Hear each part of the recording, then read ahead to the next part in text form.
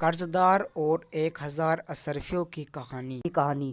بنی اسرائیل میں ایک شخص کو 1000 اشرفیوں کی ضرورت پڑی تو وہ کسی کے پاس گیا اور اس نے کہا کہ مجھے 1000 اشرفیوں کی ضرورت ہے، مجھے یہ قرضہ دے۔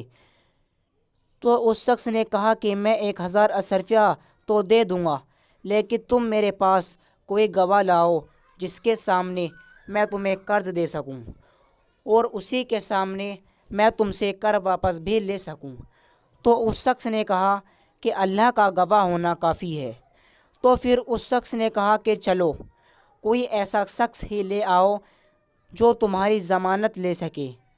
تو پھر اس نے کہا کہ ضمانت کے لیے بھی اللہ ہی کافی ہے۔ تو پھر قرض دینے والے نے کہا کہ بے شک آپ نے ٹھیک ہی کہا کہ ضمانت کے لیے بھی اللہ ہی کافی ہے۔ یہ کہہ کر اس نے اس شخص کو 1000 اشرفیہ دے دی اور اس نے کہا اللہ کو ضمانت بناتے ہوئے میں آپ کو 1000 اشرفیہ دے رہا ہوں، تم مجھے فلاں تاریخ کو واپس کر دینا۔ پھر وہ شخص اشرفیہ لے کر تجارت کرنے کے لیے سمندر پار چل گیا اور جب قرض واپس کرنے کی تاریخ آئی تو وہ شخص واپس کرنے کے لیے سمندر کے پاس آ گیا۔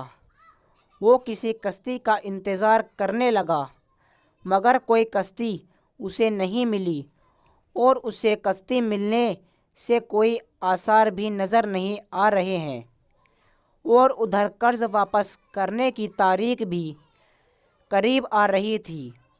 جب اس شخص کو کوئی بھی راستہ نہ ملا تو اس شخص نے ایک لکڑی لی اور اس میں ایک سوراخ کر کے 1000 اشرفیہ اس میں ڈال دی اور ساتھ ہی ایک خط میں قرض دینے والے کا نام لکھ کر اشرفیوں کے ساتھ رکھ دیا اور اس لکڑی کا سوراخ بند کر کے سمندر میں ڈال دیا اور کہا کہ اللہ تو جانتا ہے کہ میں تیرے ضمانت میں ایک شخص سے قرضہ لیا تھا اور وہ شخص تیری ضمانت پر مجھے قرضہ دینے پر راضی ہو گیا تھا۔ اب جو کی مدت پوری ہو گئی ہے اور مجھے وہاں جانے کے لیے کوئی کشتی بھی نہیں مل رہی ہے، میں وہاں جا کر اس کا قرضہ واپس کر سکوں، تو اب میں یہ امانت تیرے ذمہ کرتا ہوں، اب تو یہ امانت اس شخص تک پہنچا دے۔ یہ کہہ کر اس نے لکڑی سمندر میں بہا دی اور وہ واپس چلا آیا۔ ادھر وہ قرض دینے والا شخص اس امید پر سمندر کے کنارے چلا آیا کہ شاید وہ سوداگر اس کا قرضہ واپس لے کر آیا ہو۔